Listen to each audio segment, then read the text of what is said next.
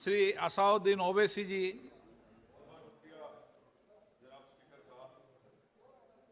Sir, मैं इस bill की मुखालिफत में खड़ा हूं और इसलिए खड़ा हूं क्योंकि मेरा एक पार्टी का कंसिस्टेंट पोजीशन है कि जब इस हुकूमत ने दफ़ा 370 को अपनी ब्रूट मेजॉरिटी के ताकत की बुनियाद पर अनकॉन्स्टिट्यूशनल तरीके से उसको ख़त्म किया, मैंने उस वक्त कहा था कि ये कॉन्स्टिट्यूशनल ब्रीच है और मेरा ये कंटिन्यूस मौक़िफ़ है। सर, मैं इस बिल की मुखालिफत इसलिए भी करता हूं क्योंकि इसी ऐवान में खड़े होकर वज़ीर दाखिला ने कहा था कि ये हुकूमत जल्द से जल्द रियासत जम्मू कश्मीर के स्टेटहुड को बहाल करेगी।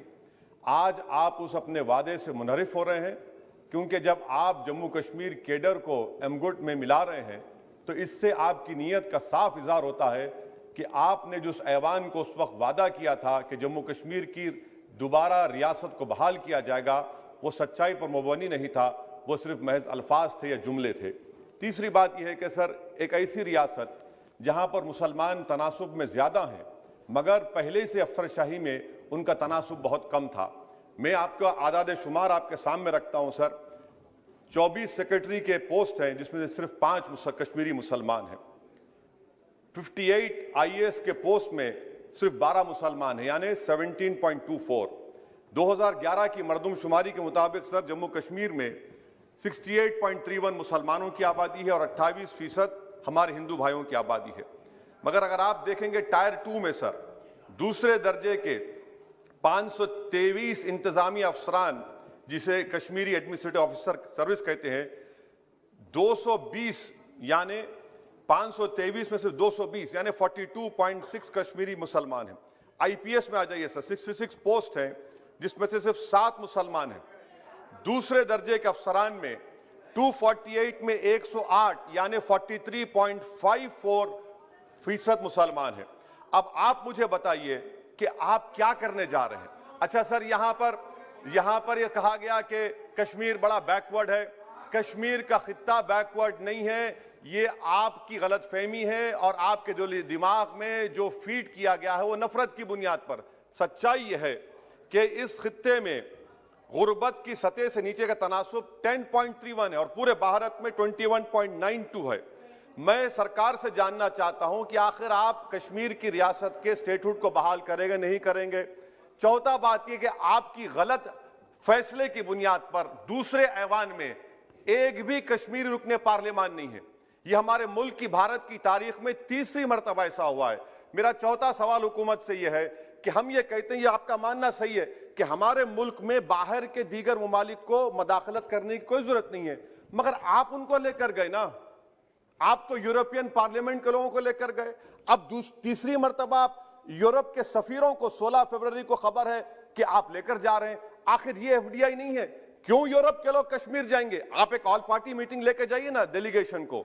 आप यूरोप के डेलीगेशन को कश्मीर लेकर जा रहे हैं, क्या आप चाह रहे हैं मदाखलत करना? इसको इंटरनेशनलाइज आप कर रहे हैं। मैं वजीर दाखिला से पूछना चाहता हूं सर कि आखिर कितने बच्चे कश्मीर के आगरा की जेल में, बरेली की जेल में, अंबेडकर नगर की जेल में हैं? मैं आपको एग्जाम्पल दे रहा हूं, खत्म कर रहा हूं स्पीकर साहब, कि बिलाल अहमद एक कुपवारा का बच्चा है, अमर सिंह कॉलेज श्रीनगर का है, 1600 किलोमीटर दूर श्रीनगर से जेल में है। उसके वालिद ने 25,000 रुपये की अपनी गाय को बेचकर गया, हाईकोर्ट में गया, हाईकोर्ट ने फैसला दिया कि उस बच्चे को श्रीनगर ट्रांसफर करो, एग्जाम लिखाओ, आप उसको नहीं मानते। एक और फैयाज है बरेली के जेल में, इसको आपने बरेली के जेल में डाल दिया। उसके वालिद ने 35,000 रुपया का कर्जा लेकर गया। अब बताइए आप, नवीद है बारामुल्ले का, कहां से ये अपनी जमीन बेचकर उसके वालिद गए। आखिर कितने बच्चे PSA के तहत जेल में हैं, आप उनको कब छोड़ेंगे? और मैं ये बड़ी आखिर में आपसे कह रहा हूं स्पीकर साहब कि यहां पर जितनी नाम निहाद सेकुलर पार्टियों ने हुकूमत के इस इक़दाम की तायीद की, तैयार हो जाइए। ये हुकूमत जो करती है ना, ये दोबारा दोहराएगी और हम तारीख में देखेंगे कि खुदा ना खास्ता चेन्नई को, अहमदाबाद को, बेंगलुरु को, हैदराबाद को यूनियन टेरिटरी बनाएंगे ये लोग। ये कश्मीर में तो एक एग्जाम्पल बना दिए, यहां तक तजुर्बा किया गया। आज ये सब बैठकर थाली मार रहे हैं, जब लखनऊ UT बनेगा, جب بنگلورو یوٹی بنے گا، جب ممبئی یوٹی بنے گا، اس وقت ہائے ہائے کریں گے۔ یہ کنسسٹنٹ پالیسی آپ کی ہے۔ اسی لیے سر میں ہوم منسٹر سے جو سوالات کیا ہوں، میں آپ سے پوچھنا چاہتا ہوں، اور یہ 2G سے 4G کر کے آپ نے احسان نہیں کیا، امریکہ کے دباؤ میں آپ نے کیا۔ بریڈ شرمن سے بھارت کے سفیر نے ملا، امریکہ نے سٹیٹمنٹ دیا، اور آپ نے 2 دن میں 4G کو بحال کر دیا۔ آپ اس مسئلے کو انٹرنیشنلائز کر رہے ہیں، یہ غلط ہے، اور اس سے کشمیری عوام کا ڈس ایمپاورمنٹ ہوگا، ایلینیشن بڑھے گا۔ شکریہ۔